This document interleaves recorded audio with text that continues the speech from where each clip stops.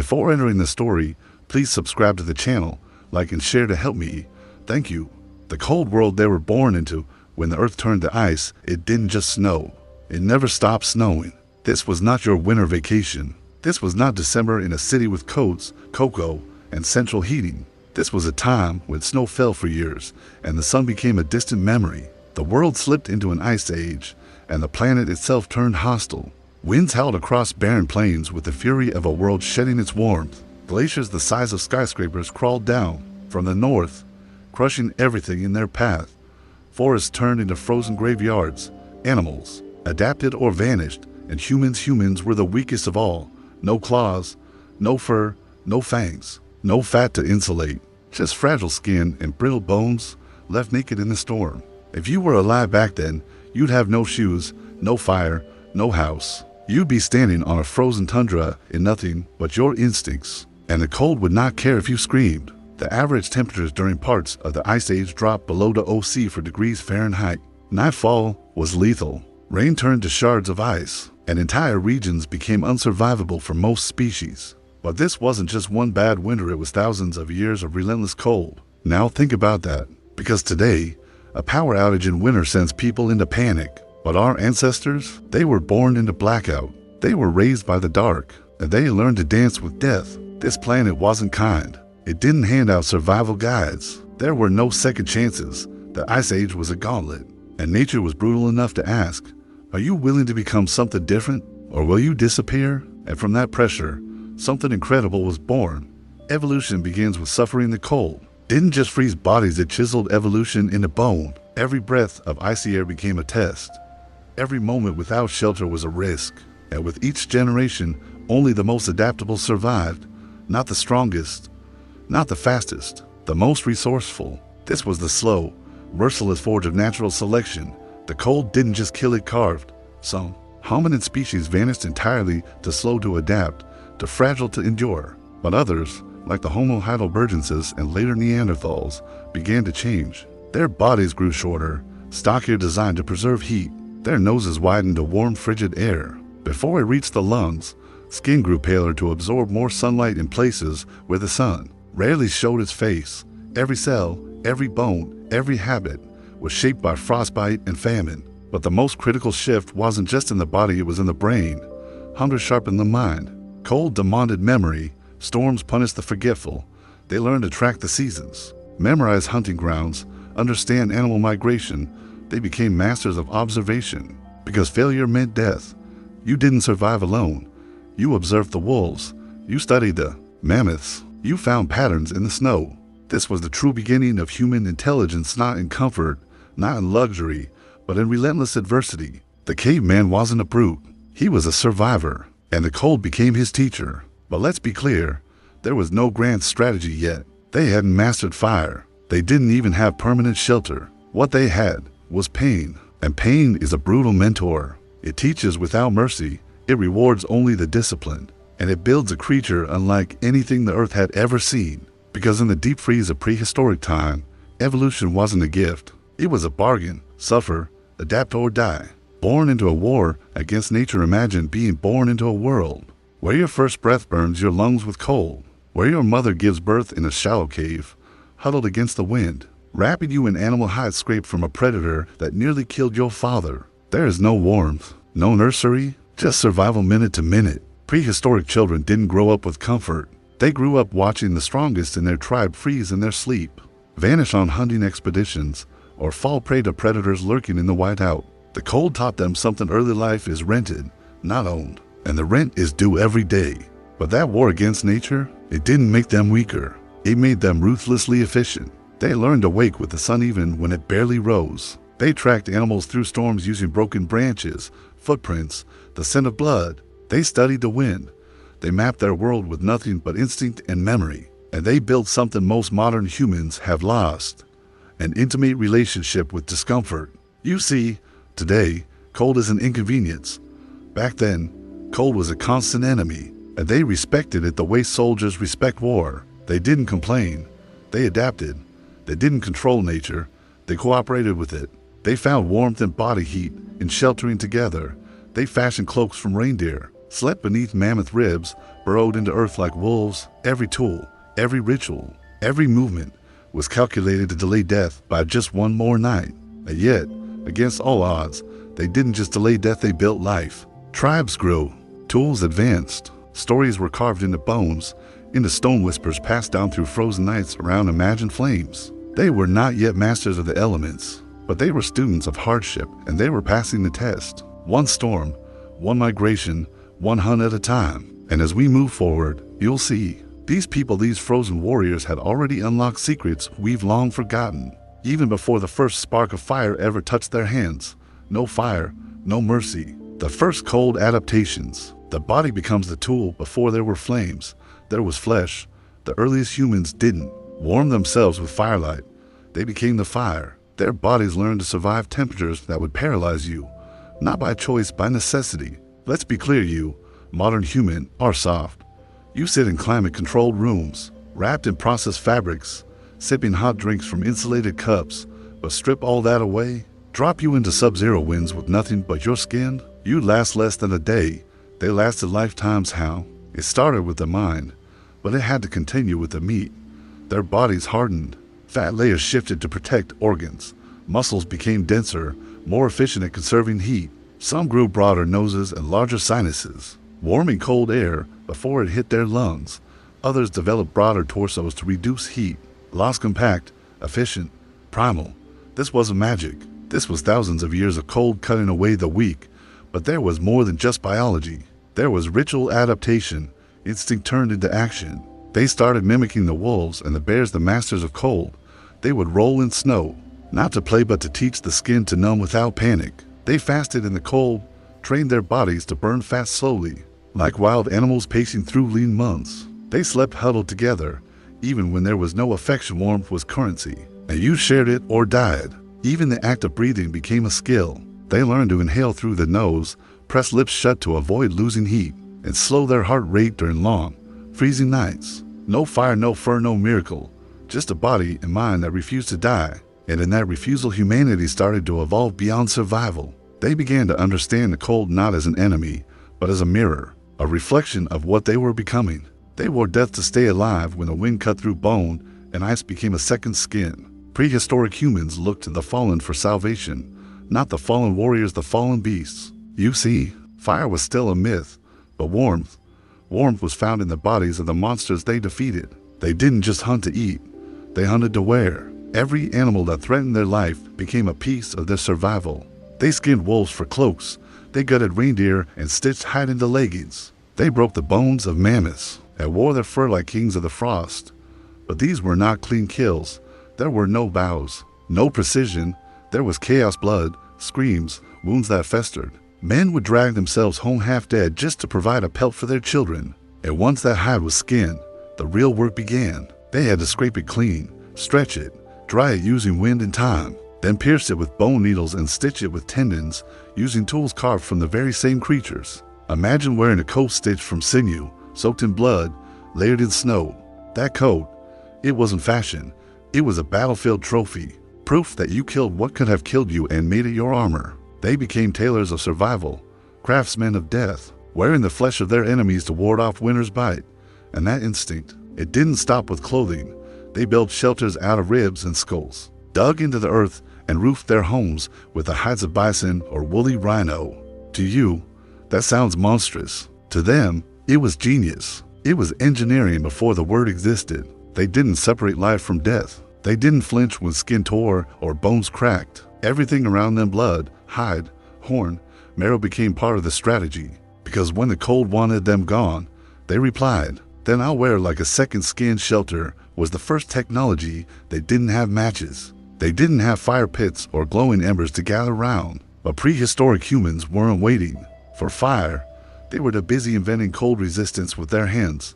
Shelter wasn't an option. It was survival's first blueprint. And long before fire warmed their caves, they were building homes inside the bones of giants. In the coldest parts of Eurasia and Siberia, archaeologists have unearthed structures made from mammoth. Bones curved, ivory tusks forming frames, ribs arranged into arches, skulls stacked into walls. Think about that. They were carving architecture out of extinction, turning death into design. Each shelter was a monument to something they outlived, but not everyone had mammoths. Some dug directly into the Earth's semi-subterranean homes, hidden beneath the wind. They packed snow on top. For insulation, used animal hides as doors. There were no blueprints, no cities, just raw instinct, turned into primitive engineering. These were not cave dwellers by stereotype. They were problem solvers with nothing but sticks, stones, and desperation. Shelter meant strategy. Build low to avoid wind shear. Face the entrance away from prevailing gusts. Sleep close. Breathe slow. Use every inch of the animal fat for sealing cracks. Hide for bedding. Bones for reinforcement. Modern humans build with machines. They built with survival. And the truth is this was fire, in another form. They were generating heat without flame, creating microclimates from the earth itself, hacking the environment through architecture of instinct. They weren't just reacting to nature anymore. They were manipulating it on their own terms. And that moment, the moment they shaped their first shelter from wind, hide, and stone, that was the moment humanity became the apex survivor, even without a single spark. Community, ritual, and the psychology of survival cold forces us together. You can survive the cold for a night, maybe two, but if you're alone, you die. Prehistoric humans learned this early, not through theory, through burial. The bones don't lie. The bodies weave uncovered in the frost frozen in fetal position, wrapped in skins, arms entwined in death tell a brutal truth. We didn't survive because we were strong. We survived because we stayed close. In the coldest corners of the ancient world, isolation was suicide. So tribes formed not from luxury, but from necessity. This is where the human spirit was born, not in firelight or poetry, but in shared breath under skins. In huddled masses buried beneath snow drifts, they found comfort in each other's heartbeat, warmth in shared suffering, belonging in the battle against extinction. Even when food was scarce, they divided it. Even when one slowed the group, they carried them, because deep down, they knew something modern man forgets. You might make it faster alone, but you survived longer, together. And in that togetherness, something changed. The cold was more than a killer now. It was a forge for loyalty, for cooperation, for the earliest form of empathy.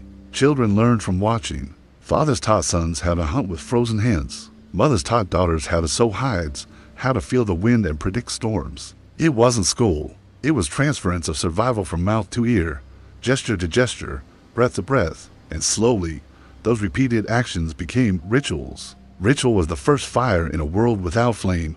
Warmth had to come from somewhere, not just from the body, but from belief. When the cold took everything, food, movement, breath, prehistoric humans turned inward. And what they found was ritual. You might think ritual means religion, but in the Ice Age, ritual meant control. Control over the chaos, control over the fear, control over the unknown. They began to assign meaning to the stars, to the storms, to the animals they hunted and buried.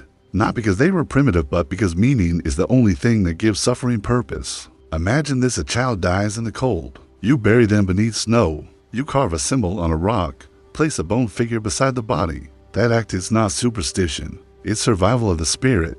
A way to say, we remember, we feel, we matter. And that simple gesture, that was fire. Because ritual did what heat could not have: bound people together emotionally. They began to paint on cave walls not for beauty, but for memory. They danced before hunts. They howled at the moon, not out of madness, but unity. These were not meaningless customs. They were blueprints for survival. Synchronize the tribe, honor the dead, prepare the living, channel fear into structure. The cold could take your body, but ritual protected the mind. It gave them stories to hold onto, symbols to organize their world. Moments to remind each other, we are more than meat, we are meaning. And in those sacred acts, around imaginary fires in the dark, they discovered the truth. Even without flame, you could still light something inside. The tribe becomes the technology. They didn't have tools the way we think of them. No smartphones, no maps, but they had something far more advanced: each other. In the coldest times, the tribe wasn't just a group of people, it was a living organism. Each person was a vital organ. Some hunted, some stitched clothing, some remembered the paths through the ice. Others carried knowledge of plants, healing, weather, or birth. They were human libraries, moving blueprints of ancient wisdom. You break your leg in the wild today, you call for help. They didn't. They carried you. They splinted bones with branches, warmed limbs with their own skin, and kept you alive because your life was theirs too. This wasn't charity. This was intelligence. Because here's the truth modern man often misses. The most powerful tool in a hostile world is not fire, it's unity. Together, they tracked the auroras to read the seasons. Together, they built stone markers, cairns, territorial memory. Together, they shaped behavior, punished betrayal, elevated courage. What began as instinct became culture. They learned to sing not just for joy, but for coordination, for storytelling, for soothing children during long frozen nights. They invented rhythm to stay sane. They told stories to remember who they were. When someone died, they didn't just bury the body. They buried their role and the tribe had to fill it, or lose a piece of itself. So yes, gold made them suffer, but it also made them organize. It made them cooperate. It made them us. And long before fire was tamed, the tribe became humanity's first true invention. Not a tool, but a bond. And it was this bond that would carry them to the edge of flame, where the next revolution would begin. Fire came late, but by then, we were already cold-blooded beasts. The myth of fire at the beginning, we tell ourselves a lie. That everything changed when man found fire. That fire is what separated us from animals. That fire was the beginning of civilization. But that's not true, because when the first spark was struck, humanity was already unstoppable. Fire wasn't the beginning, it was the reward. By the time we tamed flame, we had already survived the ice without it. We had already mastered cold with nothing but hide, instinct, and bone. We had already stared down death for generations and taught our children how to keep walking through it. So when fire came, it wasn't salvation. It was confirmation of everything we had become. You think fire taught us how to cook? Maybe. But we had already learned how to hunt, skin, store, and ration without it. You think fire kept us warm? We were already sleeping beneath mammoth skulls, pressed together in shelters carved from extinction. You think fire gave us stories? We were already painting on cave walls, singing the names of the dead, and marking seasons with symbols in the snow. Fire didn't create humanity. Humanity created the space for fire to matter. We earned it not by brilliance, but by endurance. And when the spark finally came, it didn't create survival. It amplified what was already working. Flame became the exclamation mark at the end of a sentence carved in ice. So no, fire wasn't where we began. It was the moment we realized we were never going back. The day fire met the iceborne picture, the first moment it happened. A strike of stone, a sudden glow, smoke, the flicker. The tribe flinches, eyes wide. They've never seen light move like that. No sun, no stars. This light is alive. It crackles. It dances, it eats. And for the first time in all of history, the cold backs away. But here's the twist. They didn't fall to their knees. They didn't worship the flame like helpless children. They approached it like predators meeting another predator. Cautious, calculated, focused. Because by then, they were already cold-blooded beasts. Not in the sense of reptiles, but in the sense of control, discipline, and feeling focused when survival demanded it. They reached for the flame not out of fear, but out of claiming. This was not a gift from the gods. This was a new tool to be broken in. And they did.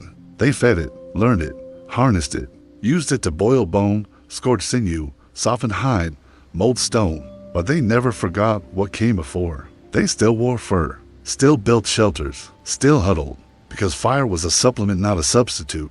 The cold had carved its lessons so deep into their bones. Not even flame could melt them out. Even with fire, they prepared as if it could vanish at any moment, because for thousands of years it did. That mindset, it never left. It lives in the hunter who prepares even when the fridge is full, in the soldier who trains in silence, in the survivor who always checks the exit. Cold raised them. Fire followed. The cold made us human. What if we've been telling the story all wrong?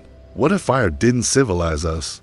What if the cold did think about it? The cold demanded adaptation. It punished waste, it rewarded discipline. It gave no second chances, so we learned to plan. It gave no warmth, so we learned to share. It gave no comfort, so we built ritual, story, shelter, tribe. Everything you call human, it was born in the freeze. The cold was the crucible, the sculptor, the silent teacher that carved muscle, memory, and myth into our DNA. You, sitting here now, are not just a product of warmth. You're the descendant of the cold-hardened, the frostbitten, the pain-forged survivors who made the impossible possible. They weren't superhuman. They weren't divine. They were ordinary people who refused to die. And when fire finally came, they didn't collapse in relief. They stood taller, because they knew they had already won. They had faced a godless, fireless earth and bent it to their will. They had outlived predators, endured the unendurable, and passed down the ultimate lesson. Comfort is temporary. Adaptation is permanent. So here's the truth: you'd freeze to death because you live in a world that's forgotten what cold taught us. But inside you, under the comfort and noise, there's still a beast, still an echo, still the blood of those who conquered winter with nothing but each other. And if you ever meet the cold again, real cold, unforgiving cold, the kind that takes your breath and buries your pride, remember, you don't need fire to survive. You just need the will to adapt and the tribe to endure it with. That's what made us human, not the flame, the freeze. We worship fire. We build our world around it. Electricity, light, heat, speed, these are modern flames. But in that worship, we've forgotten the origin. Fire didn't save us, cold made us. It stripped away the weak. It demanded community. It sculpted the human mind and body with wind, snow, and silence. And even now, in our comfort, the lessons remain, because life will freeze you again, not with snow, but with failure, loss, isolation, doubt. And when it does, don't wait for fire. Become the heat.